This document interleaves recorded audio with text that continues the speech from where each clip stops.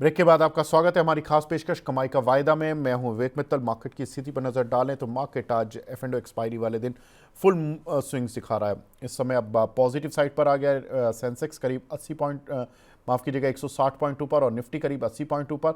Nifty IT Nifty bank दोनों में strength लौटती हुई दिखाई दे रही है। निफ्टी बैंक में करीब 260 पॉइंट की बढ़त और निफ्टी आईटी में करीब 180 पॉइंट का उछाल। अब हमारे साथ कुणाल पराग जी और वरुण जी जुड़ चुके हैं। कुणाल जी हैं VP technical and derivatives from choice broking और डायरेक्टर ऑफ गोल्फी हैं वरुण जी कुणाल जी, क्या हाल? वीकेंड्स कैसा रहा आपका 3 दिन? हालांकि नोट तो खराब गया था मार्केट का, फ्राइडे का सेशन। तो सभी ज़्यादातर मेरी जितनी भी एक्सपर्ट से बात हो रही थी सबने कहा कि फ्रस्ट्रेशन में हमने फ़ोन उठाकर साइड में रख दिए और 3 दिन देखा ही नहीं कि क्या किया, क्या हो रहा है पूरी दुनिया में। और फिर कल नाइट यानी कि मंडे की नाइट से देखना शुरू किया कि अब दुनिया में हुआ क्या है, यूरोप के साथ क्या चल रहा है, अमेरिका के साथ क्या चल रहा है। आप लोगों ने क्या किया और अब मार्केट कैसे देख रहे हो? वरुण जी पहले आप बता दीजिए। जी। देखिए विवेक जी, हमारा रिपब्लिक डे था 77th, और काफी अच्छा यहाँ पर हमने सेलिब्रेट किया हमारे सोसाइटी में। और तो काफी बढ़िया रहा, और हमारे सभी व्यूअर्स को हमने रिपब्लिक डे की शुभकामनाएं दी थी। और देखिए विवेक जी, हमने जब फ्राइडे क्लोज किया था तो काफी नेगेटिव नोट पर था, और हमारा जो एक रुझान था कि करीबन 25 के अराउंड 25,000 के अराउंड एक लोअर एंड पर रेंज एक सपोर्ट है, और ऊपर की साइड 25,350 के अराउंड एक रेजिस्टेंस है। तो यहाँ पर भी आप देखेंगे तो आज के सेशन में काफी वॉलेटाइल है, वॉलेटिलिटी इंडेक्स काफी बड़ा है, ऊपर 16 के आसपास आ चुका है। बजट जैसे जैसे नजदीक आएगा आई थिंक 18 से 20 के रेंज में भी जा सकता है। तो यहाँ पर जो भी पोजीशन हम कर रहे हैं वहां पर थोड़ा सा लाइट रहने की कोशिश करिए। अगर आप 3 लॉट में काम करते थे या 2 लॉट में काम कर रहे हो तो आप एक में आ जाइए, कैश में थोड़े शेयर परचेस करके काम कर सकते हैं। तो थोड़ा सा पोजीशन आपको लाइट करना है। साथ ही में आप देखेंगे तो 24,850 900 का एक अच्छा जोन है, वहां से मार्केट ने एक सपोर्ट लिया है। दूसरी बार आप देखेंगे तो वहीं से सपोर्ट लिया है, और करीबन 25,350 के अराउंड एक रेजिस्टेंस जोन है, उसी के बैंड में यहाँ पर मार्केट फंसा हुआ है। और उसी के तर्ज पे यहाँ पर देखेंगे तो ट्रेड होते दिख रहे हैं। ठीक है कुणाल जी, आपका टेक कैसा रहा? वीकेंड क्या किया और आज क्या कर रहे हो? वैसे वीकेंड तो काफी अच्छा रहा। कोई खास ऐसा था ही नहीं। मतलब मैं लंबा वीकेंड था। बाहर जाने से अच्छा सोचा घर पे ही रहे, क्योंकि आजकल तो सब बाहर जाना भी थोड़ा सा भारी हो गया है। आप कहीं पे भी जाओ, अगर ट्रैक पे भी जाते हो तो ऐसा लगता है कि पूरी सिटी ट्रैक पे आ रही है। और इन बिटवीन से आप देख रहे हो पुणे और मुंबई के बीच का जो लोनावाला जो पार्ट है, वो तो ऐसा लग रहा था कि पूरा मुंबई खाली होकर लोनावाला में आ चुका है। सो पूरा वीकेंड घर पे ही रहे सर।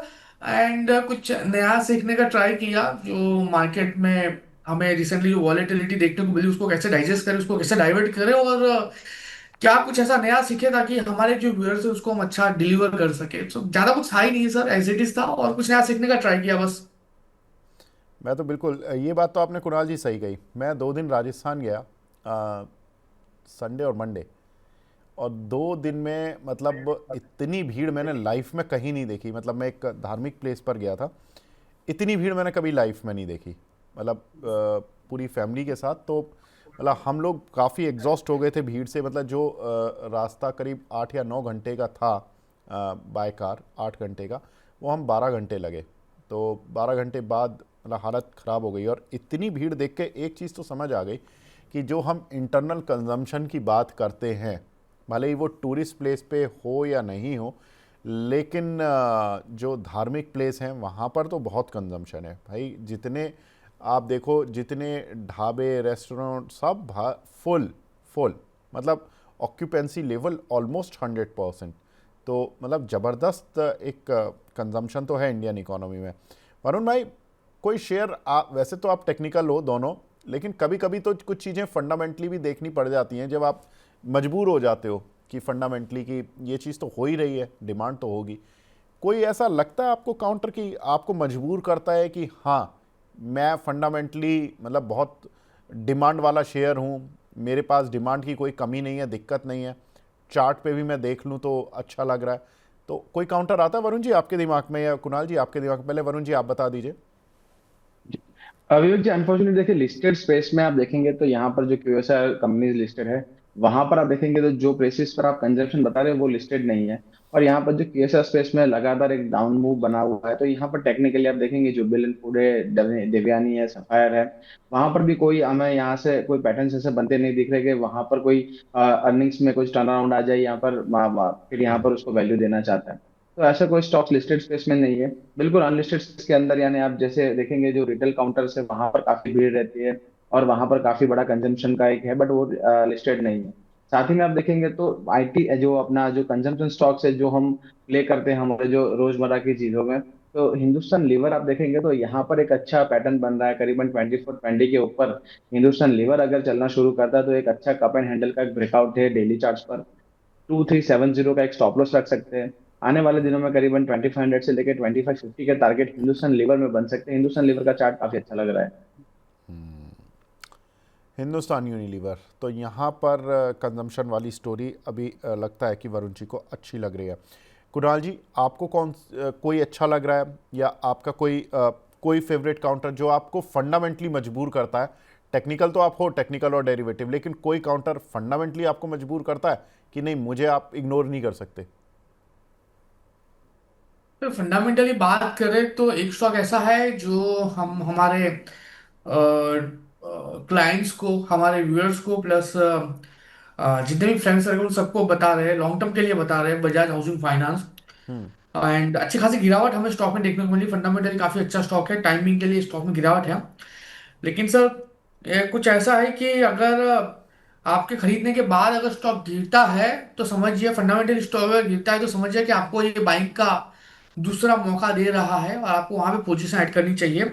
और आपके खरीदने के बाद अगर स्टॉक ने अगर अच्छी रैली दिखाई है तो आपको ये समझना चाहिए कि भाई प्रॉफिट बुकिंग का टाइम ही आ चुका है, यहाँ से एक बार निकल जाइए। क्योंकि जो शॉर्ट टर्म का गेन है आप उसको लॉन्ग टर्म के गेन में कन्वर्ट नहीं कर सकते। शॉर्ट टर्म का गेन टाइमिंग होता है, पेरिसेबल होता है।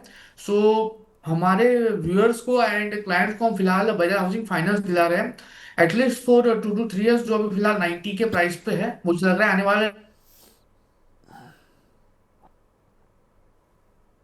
हो सकता है वो जो गेन होगा वो सस्टेनेबल गेन होंगे, जो रिसेंटली हमने बहुत सारे ऐसे स्टॉक में देखा हुआ है।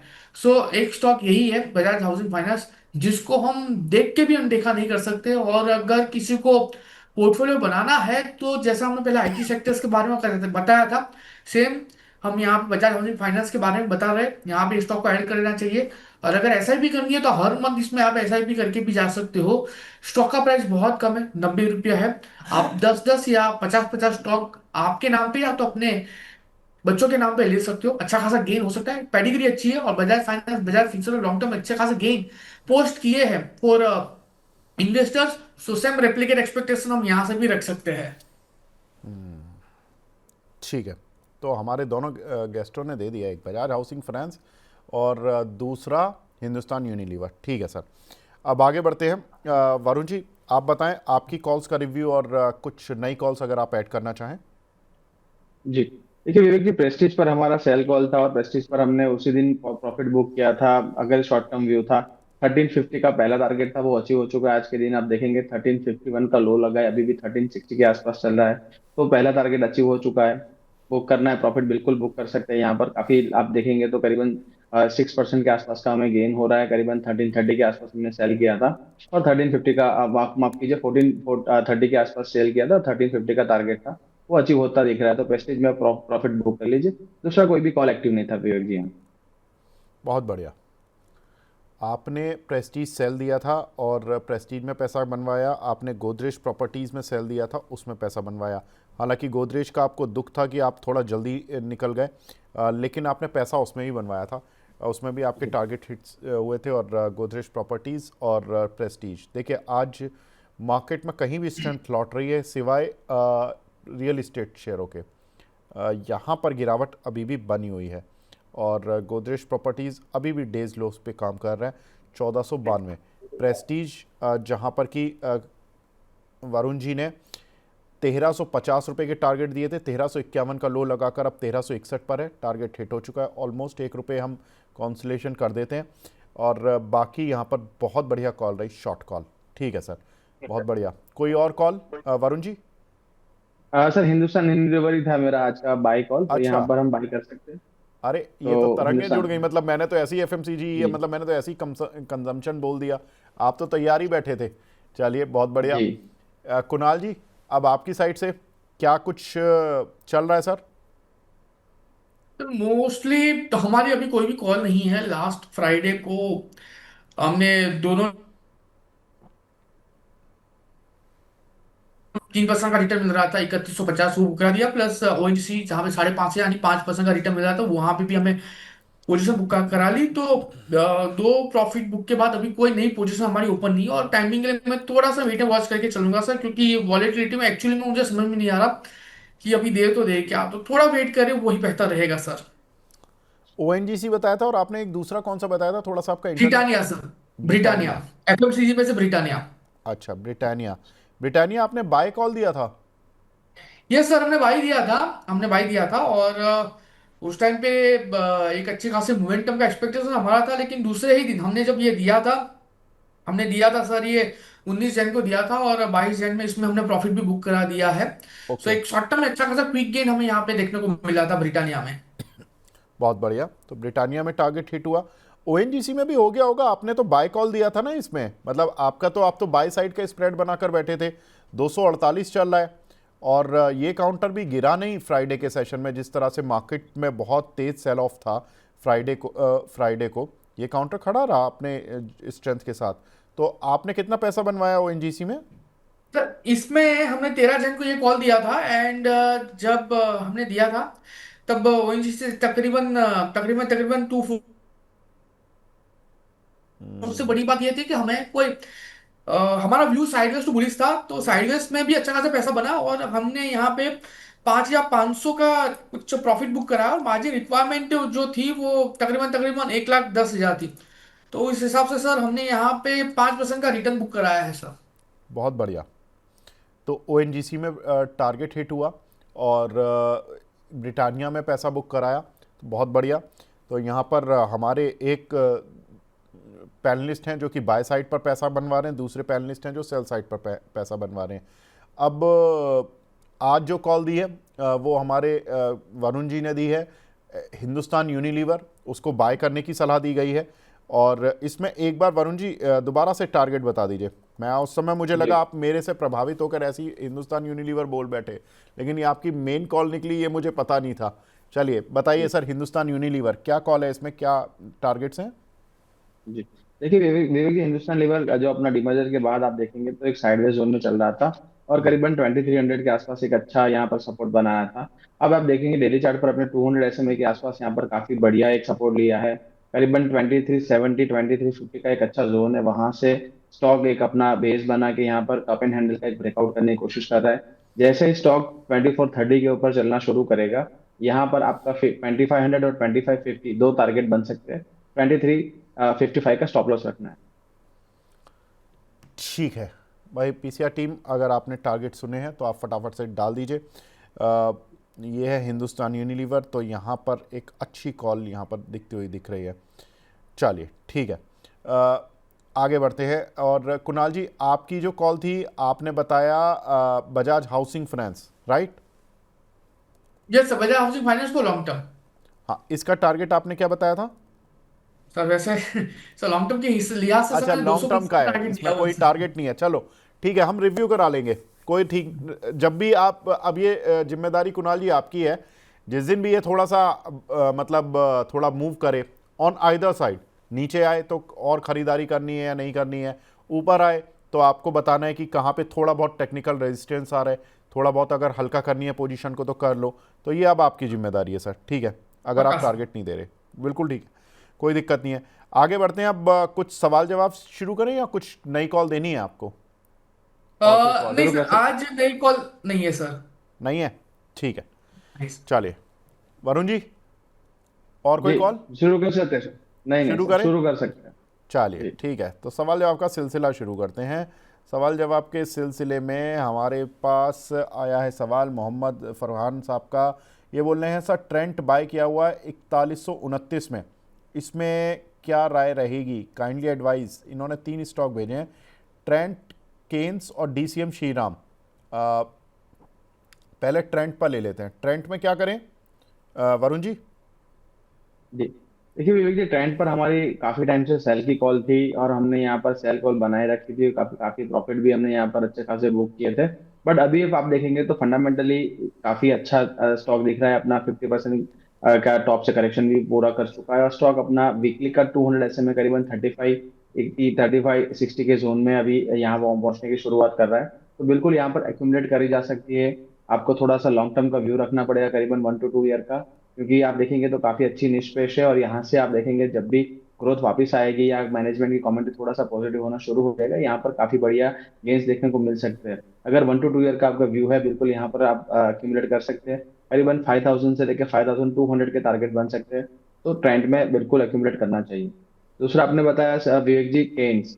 केन्स हाँ पे जी। आप देखेंगे तो कहा वहां से आप देखेंगे तो काफी बड़ी गिरावट आई थी जब कॉर्पोरेट गवर्नेंस के इश्यूज यहाँ पर कोटक यहाँ पर हाईलाइट किए थे। तब से यहाँ पर हम नेगेटिव है और करीबन काफी क्लाइंट्स हमारे 5000 4500 के आसपास के जोन से पुश रहे हैं। तब भी हमने ना बोला था। आप देखेंगे तो ऐसा ही सेम पैटर्न अगर आप ऑब्जर्व करें तो 25 में लास्ट ईयर भी बना था और इतना बड़ा गिरावट आया था, तो वहां से स्टॉक ने वापस बाउंस करके अपने जो हायर लेवल से अचीव किए थे। अब वो लेवल जो था 3800 3900 वो भी टूट चुका है। और वहां पर हमने स्पेसिफिकली बोला था अगर ये लेवल नहीं टिकता है तो यहाँ पर स्टॉक काफी नीचे जा सकता है और करीबन 3300 के आसपास पहुंच चुका है। अभी भी स्टॉक काफी नेगेटिव टेरिटरी में है और यहाँ पर बिल्कुल अवॉइड करना चाहिए। ठीक है, एक काउंटर है इनका। मनोज कुमार जी का सवाल ले लेता हूँ। कैस्ट्रॉल और एल फाइनेंस, इनमें दोनों में व्यू दे दीजिए। कुणाल जी, कैस्ट्रॉल इन्होंने 190 का लिया है और एल फाइनेंस 306 रुपये का लिया हुआ है। क्या स्टॉप लॉस टारगेट रखें? वेल, सबसे पहले कैस्ट्रॉल की बात कर लेते हैं। बहुत ही बढ़िया स्टॉक है सर कैस्ट्रॉल, अच्छा खासा डिविडेंड पेइंग स्टॉक भी है। फिलहाल 183 के अराउंड है, तो अगर पोजीशन है तो एक बार होल्ड करके चले 180 के एसएल के साथ। बाउंस बैक में ये स्टॉक 202 एंड 210 तक आ सकता है। एंड एल फाइनेंस की बात करें, फिलहाल स्टॉक में जो मोमेंटम है, स्टॉक 283 के अराउंड ट्रेड कर रहा है। मैं कहूंगा कि यहाँ पे एक बार आप 275 के एसएल के साथ एक बार पोजीशन होल्ड करके चलिए।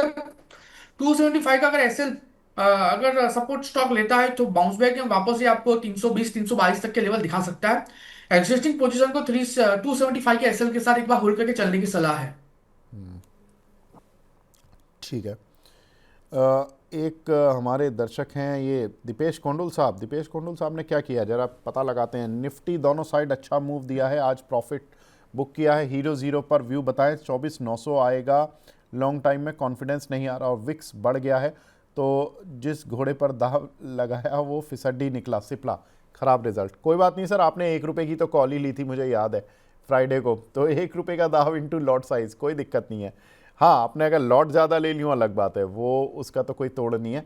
लेकिन दीपेश जी पर क्या बोलेंगे? वरुण जी, आप निफ्टी को लेकर क्या राय है? आज ये बोल रहे हैं 24,900 का ये सोच रहे हैं आएगा, या लॉन्ग टर्म में कॉन्फिडेंस नहीं आ रहा इनको? जी, देखिए विवेक जी, यहाँ पर हम अगर ऑप्शन चेन की बात करें, एक्सपायरी की बात करें तो 25,200 वहां पर एक काफी बड़ा हुआ है, करीबन 1.19 करोड़ शेयर है कॉल साइड। और अगर पुट साइड हम बात करें तो 25,000 पर आप देखेंगे तो 2.74 करोड़ शेयर है। आज के यहाँ पर आप जब जो बाउंस हमें मिला है वो काफी बढ़िया बाउंस मिला है। अगर 25,150 मार्केट टिकता है यहाँ पर तो एक अच्छी खासी शॉर्ट कवरिंग रैली आ सकती है अप टू 25,300।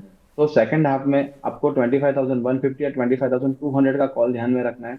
अगर काफी अच्छे लेवल पे मिल रहा है, अगर 5 रुपीज 10 रुपीज पे, तो यहाँ पर आपको एक पोजीशन बनानी है। यहाँ पर हीरो जीरो हो सकती है। फूड साइड आई थिंक आज के लेवल जो थे नीचे के साइड आ चुके हैं। मार्केट अब थोड़ा सा पॉजिटिव रेटरी में रहेगा ऐसा लग रहा है। ठीक है। एक हमारी दर्शक हैं सानवी सावंत जी, इनका सवाल है आरईसी पर और ओएनजीसी पर रिव्यू, सपोर्ट और टारगेट। ओएनजीसी तो आप कुणाल जी वैसे देख ही चुके हो, तो ओएनजीसी तो आपको याद होगा कि क्या सपोर्ट रेजिस्टेंस है अभी। और आरईसी पर और बता दीजिए उसके साथ साथ। तो आरईसी बहुत ही बढ़िया स्टॉक है। इस लेवल पे देखने जाए तो फिलहाल 364 के अराउंड है। मैं कहूंगा कि स्टॉक ने अच्छा खासा करेक्शन दिखाया है। एक टाइम पे स्टॉक 600 के अराउंड था और फिलहाल स्टॉक 364 के अराउंड है। अगर आपकी पोजीशन है तो आप यहाँ पे ट्रेडिंग के लिहाज से मत जाइए। मैं कहूंगा यहाँ भी आप एक बार अच्छा पोर्टफोलियो बनाने की कोशिश कीजिए आरईसी में। अगर यहाँ से कोई भी गिरावट आती है और गिरावट में स्टॉक एटलीस्ट आपको लोअर लेवल पे 310 तक के भी लेवल दिखाती है, तो भी मैं आपको कहूंगा यहाँ पे एक बार पोर्टफोलियो बनाने के लिहाज से ढूंढिए, क्योंकि बहुत बढ़िया स्टॉक है और अच्छा खासा डिविडेंड पेइंग स्टॉक भी है। एंड आने वाले दिनों की बात करें तो 440 से लेकर एटलीस्ट वी कैन एक्सपेक्ट 545 तक के भी लेवल ये स्टॉक आपको दिखा दे। सो ओवरऑल जो व्यू है इसको होल्ड करके चलने का ही है। और अगर वर्स्ट केस में 320 310 तक के लेवल आते भी है तो वहां पे आपको एवरेज करके चलने की सलाह भी रहेगी। एक हमारे दर्शक हैं वसीम जैदी साहब, ये बोल रहे हैं कतर में हूँ सर, और अंशुल सर बोलते हैं कि क्लोजिंग स्टॉप लॉस लगाएं, ये कैसे लगा सकते हैं? सम टाइम मैं वेट करता हूँ फॉर क्लोजिंग, लेकिन जब तक स्टॉक का लॉस कई बार बढ़ जाता है और वो उसमें कई बार लॉस 10% तक भी बढ़ जाता है, तो ये थोड़ा सा बताइए। और अभी 3 PM हो रहे हैं मॉर्निंग के, इट्स ओके, ये मुझे थोड़ा समझ नहीं आया सर आपका, लेकिन हाँ ये चीज़ तो समझ आ गई। ये तो टेक्निकल में थोड़ा सा मतलब प्रॉब्लम रहता है वरुण जी की, अगर हम क्लोजिंग स्टॉप लॉस लेते हैं और अक्सर मार्केट की वॉलेटिलिटी जो होती है, उतार चढ़ाव जो होता है, वो या तो सुबह के पहले 1.5 घंटे रहता है, 1-1.5 घंटा, तो 9:15 से करीब करीब 10:30 11 तक, उसके बाद हम देखते हैं कि 2-2:30 बजे से थोड़ा सा एक्शन शुरू होता है और 3:30 बजे तक रहता है। अब अगर किसी ने क्लोजिंग स्टॉप लॉस ले रखे हैं, अब वो 3 बजे कैसे सोचे, क्योंकि एवरेज आउट तो 3 से 3.5 के ही प्राइस का निकलता है जनरली किसी भी स्टॉक का, तो उसमें जी स्टॉप लॉस कैसे लगाएं? जी। देखिए विवेक जी, सबसे पहले तो दो स्टॉप लॉस आप दो तीन प्रकार से आप लगा सकते हैं। सबसे पहला स्टॉप लॉस जो आपका होता है वो मनी स्टॉप लॉस, कि आप सोचते हैं कि मुझे इतना पैसा लगाना है, मेरा इतना जाएगा तो मैं स्टॉप लॉस कर दूंगा। एक आपका टोटल कैपिटल पर परसेंटेज स्टॉप या मनी स्टॉप लॉस हो चुका है। दूसरा आपने लेवल स्पेसिफिक स्टॉप लॉस लगाया कि यहाँ से ये लेवल टूट जाएगा, अगर 15 मिनट 1 आवर का कैंडल उसके नीचे क्लोज आता है तो मैं इसके नीचे मेरा स्टॉप लॉस कर दूंगा। और तीसरा स्टॉप लॉस आपने जैसे बताया कि आपके बहुत बड़ी पोजीशन है या आपने लॉन्ग टर्म के लिए पोजीशन ली है, तो वो पोजीशन के लिए आपका क्लोजिंग बेसिस पे स्टॉप लॉस रहता है, क्योंकि आपको डेली या वीकली चार्ट पर आपको पोजीशन देखनी है। वहां पर एक ट्रेड ऑफ है विवेक जी, जैसे हमारे दर्शक ने बताया, क्योंकि क्या होता है कि कभी कभार स्टॉक्स वॉलेटाइल होता है, तो वहां से आपके वो लेवल ब्रीच करता है, बट वहां से जो अच्छे सपोर्ट्स के साथ बाइंग आती है और फिर वो स्टॉक अपना जो लेवल है वहां उसके ऊपर क्लोजिंग देता है। बट समटाइम्स जो नेगेटिव न्यूज आती है, फंडामेंटली काफी नेगेटिव अर्निंग्स आ गई या फिर कुछ फंडामेंटली कोई गलत चीज आ गई, तो यहाँ पर स्टॉक फिर नहीं रुकता है। तो आपको उस टाइम थोड़ा सा अपना जो थोड़ा एनालिसिस करना होगा कि क्यों स्टॉक गिर रहा है और किस बेसिस पे गिर रहा है। अगर कोई वन ऑफ न्यूज है और उसके कारण गिर रहा है, तो यहाँ पर क्लोजिंग बेसिस पे स्टॉप लॉस मेंटेन के लिए हो सकता है स्टॉक सेकंड हाफ में बाउंस कर देता है। पर अगर फंडामेंटली कोई खराबी है, कोई या अर्निंग्स खराब आया है, तो फिर आप क्लोजिंग स्टॉप लॉस की वेट ना करें, क्योंकि फिर वो स्टॉक्स आगे जाके भी गिरने वाला है। तो यहाँ पर फिर आपका वो लेवल होता है, उसके लेवल पे स्टॉप लॉस कर सकते हैं। ठीक है सर। एक सवाल हमें मिला है विक्रम सोलर पर, युवराज जी का। विक्रम सोलर पर कुणाल जी, आपकी कोई राय?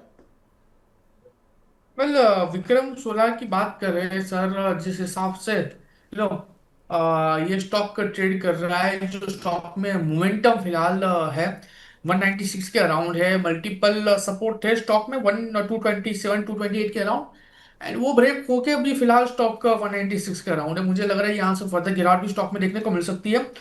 एंड आप अगर ये चार्ट को देखो तो पता चलेगा कि फ्लैग फॉर्मेशन बियरी साइड का उसने ब्रेकडाउन दिया हुआ है, तो फर्दर गिरावट में एटलीस्ट यहाँ पे 180 तक के भी लेवल ये स्टॉक हमें दिखा सकता है। ठीक है। एक हमारे दर्शक हैं सचिन जी, इन्होंने रिलायंस का फ्यूचर लिया हुआ है फरवरी का 1450 पर, 2 लॉट है इनके पास, सेल करें या होल्ड करें या एवरेज भी कर सकते हैं? वरुण जी, क्या राय है आपकी? जी। देखिए विवेक जी, रिलायंस पर हमारी जब से 1520 का लेवल टूटा तब से सेल की राइट थी। करीबन 1430 1420 के जोन में हम बाय बोल रहे थे। यहाँ पर अभी आप देखेंगे तो अपना जो lower end of the range है वहां पर अभी स्टॉक सपोर्ट लेने की कोशिश कर रहा है। अगर क्लाइंट अपना हेज पोजीशन करके या फिर अगर मार्जिन उनके पास है और जो मेंटेन कर सकते, तो बिल्कुल एक यहाँ पर एक अच्छे सपोर्ट्स के पास है रिलायंस। यहाँ से बाउंस आ सकता है, उनका जो प्राइस है वो आई थिंक इजिली आ सकता है। अगर यहाँ से कोई स्टॉप लॉस मेंटेन करना है तो वो मेंटेन कर सकते हैं 1365। 1365 के नीचे स्टॉक और वीक हो सकता है, यहाँ पर एक अच्छे सपोर्ट के आसपास है, तो यहाँ से एक बाउंस बैक एक्सपेक्टेड है, तो बिल्कुल होल्ड करके रखिए। 1365 का एक स्टॉप लॉस कर। एक हमारे दर्शक हैं अविंद्र चौहान साहब, कुणाल जी आपके बड़े फ़ैन हैं। ये कह रहे हैं, Kunal sir I am a big fan of yours, clear cut advice. और बोल रहे हैं कि सर रिलायंस, इनका भी सवाल रिलायंस पे, लेकिन इन्होंने 1300 रुपये के लिए हुए हैं। और सुजलॉन, इसमें इन्होंने क्वांटिटी थोड़ी ज़्यादा ली हुई है, 59 रुपये की। दोनों पे ये पूछ रहे हैं कि क्या आज की प्राइस पर दोनों को एवरेज कर लूँ और थोड़ा सा बाय कर लूँ? वेल सर, सबसे पहले रिलायंस 1300 की खरीदारी, एम आई राइट सर? हाँ जी, रिलायंस। हाँ बिल्कुल। ओके सर, अभी 1388 चल रहा है। अगर पोर्टफोलियो लॉन्ग टर्म के लिए बनाना है, 1300 के अराउंड में आपने खरीदारी तो की है, मैं कहूँगा कि अगर आपको और ऐड करना है तो परफेक्ट लेवल है 1388 के अराउंड रिलायंस, आप यहाँ पे ऐड करके जा सकते हो। एंड सुजलॉन की बात करें तो सर, सुजलॉन में फिलहाल जिस लेवल पे ट्रेड का, थोड़ा सा आप इसको अवॉइड कीजिए। मैं कहूँगा कि इसमें मोमेंटम आना बाकी है। अगर आने वाले दिन में 48 के ऊपर अगर ये स्टॉक सस्टेन होता है तो फिर आपको एक मोमेंटम देखने को मिल सकती है। मीन टाइम में आप उसको अवॉइड करें, नई पोजीशन बना के चलने की सलाह मैं स्विच में फिलहाल नहीं दूंगा। 48 के ऊपर सस्टेन होता है उसके बाद ही आप यहाँ पे नई पोजीशन बना के जा सकते हैं, एक्चुअली एवरेज करके जा सकते हैं। ठीक है सर। बजाज फाइनेंस में कुछ शेयर पड़े हुए हैं वैभव जी के पास, 960 रुपये के प्राइस के। लॉन्ग टर्म का व्यू वरुण जी?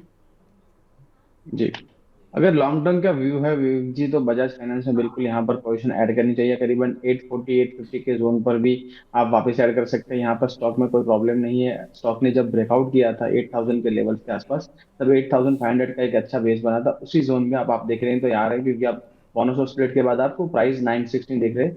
मगर मैं कंपेयर कर रहा हूँ जब स्टॉक में 8000 के लेवल थे, तो यहाँ पर 848 865 के लेवल अप्रोच हो रहा है। जब 995 टूटा था तब हमारी यहाँ पर क्लियर कट सेल की सलाह थी। हमने सोचा था कि यहाँ पर डेली का 200 SMA वो अचीव कर सकता है। उसके नीचे अब स्टॉक जा रहा है, तो यहाँ पर थोड़ा सा करेक्शन और डीपन हो रहा है। बट यहाँ पर कोई प्रॉब्लम नहीं है। 24 EMA है 850 पर मंथली का। अगर वहां पर स्टॉक मिलता है तो अच्छा एक लेवल है, और एक अच्छे करेक्शन के साथ आपको यहाँ पर एवरेज करने को मिल रहा है, या फिर ऐड कर सकते हैं। तो बिल्कुल बने रहिए, थोड़ा सा लॉन्ग टर्म का व्यू रखना है। काफी पेडिग्री स्टॉक है, यहाँ से काफी अच्छी रिटर्न बन सकते हैं। ठीक है। लास्ट क्वेश्चन ले रहा हूँ मैं, सिद्धू दिधानी जी का। SBI लाइफ का फ्यूचर लिया हुआ है 2078 का। कुणाल जी, फरवरी वाला फ्यूचर है, लेकिन इसको क्या स्टॉप लॉस टारगेट रखें इसमें? एसबीआई का है right sir? SBI life. Okay, SBI life की बात कर लेते हैं सर। एसबीआई लाइफ फिलहाल जिस हिसाब से ट्रेड कर रहा है, जो मोमेंटम एसबीआई लाइफ में हमें देखने को मिल रहा है, व्यू मेरा यहाँ पे पॉजिटिव साइड का होल्ड करके चले। लोअर 1980 का काफी अच्छा सपोर्ट आ रहा है, स्टॉक ने सपोर्ट भी लिया हुआ है। 2065 तक के लेवल एज टारगेट हमें यहाँ पे देखने को मिल सकते हैं। एग्जिस्टिंग पोजीशन को होल्ड करके चलने की सलाह रहेगी यहाँ पे। ठीक है सर।